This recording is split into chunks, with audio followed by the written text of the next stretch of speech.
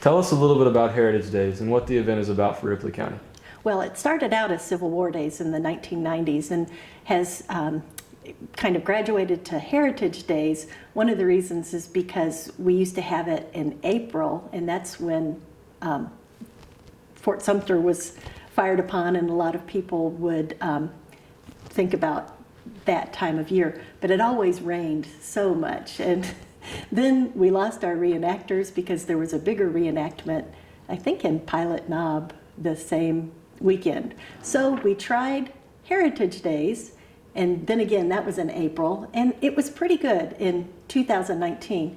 Then last year, we didn't have one. This year we decided to bring it back, but in the fall. So I hope it works.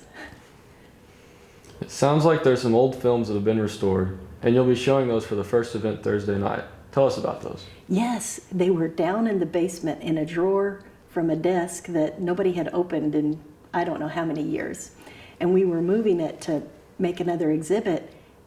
And wow, these are old canisters with films in them, and I was afraid that they would be expired. So we tried the Missouri Archives, we tried every place to find someone that could restore them, and your teacher, Matt, suggested a place, and this man in Jonesboro was able to restore all 7, but then we found one more, so we've got 8. So Friday is the first big day of the event, and it looks like there's quite a bit going on. Can you tell us who Pedro the Mule is? Oh, Pedro, he's 16 hands. I didn't know what that meant at first, but it's 16 hands high. And he's a jumping mule, but that's a thing in Missouri. Missouri Ozarks are that's where the best mules are from. And Pedro, even though he's small, he can jump really high. And he's owned by Richie DeMint, and he'll be jumping at 11 and 2 on Friday. So then we have Pickin' on the Square Saturday night at the courthouse, along with a pie supper. Tell us a little bit about those 2 events and the history of both. Well, one thing I can tell you about Pickin' on the Square, you've heard of Harry Truman? When he was doing his whistle stop tours for his presidential campaign, he stopped in Doniphan, and he was in a jug band right on our courtyard years and years ago. We've brought that back. Rick Yates and his bands have been every Saturday, 5 till I don't know when. And this year, for Heritage Days, we're having a pie supper during the Picking on the Square.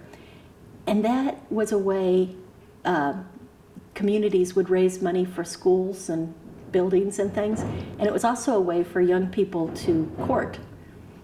And you would bake a pie, and it was supposed to be anonymous, but you'd put a ribbon on it or something so that, they would know which one to bid on. And if that person won, you had to eat your pie with them. Fascinating. So can you tell us about some of the other big events and where they're taking place? Well, the blacksmith shop will be open both days. Lonnie Tila will be talking about mules and horses during World War I and how they were so important. And they were right here from the Ozarks all the way to Europe. And how they have helped with farming. He's an author, and he knows about mules. The Daughters of the American Revolution will be giving lessons in quill handwriting and having everyone sign the U.S. Constitution, because this is the birthday. Well, the 17th was the birthday, but we're making it last a little longer. We'll have spinners and weavers and quilters and beekeepers and native plant experts, and if you don't see it there, you just don't need to see it. Of course.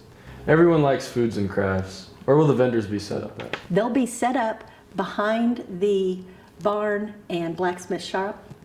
There are all kinds of vendors, soap making and oils and sewing, and a lady that makes sacred gourds. I've not seen one in person, so I can't wait. And then there's food, all kinds of barbecue and hot dogs and hamburgers. And the FFA from your school, they have a petting zoo, and they're also going to have some kind of fried potatoes on a stick. I don't know what it is. It should be a nice day for a wagon ride as well. Where can people find that, and does it cost anything? I'm glad you asked. The Stroop family will be here again with their wagons and 2 mules.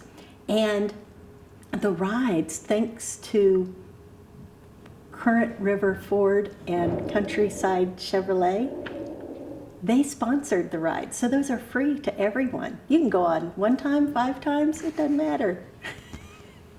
Anything else people should know about before coming out? Opening on Friday, the high school chorus will sing the national anthem, and during the day, the jazz band will perform. So that'll be fun to see. Sounds like it's going to be an awesome event. I hope so. All right, thank you. Thank you. Thanks for coming. No problem.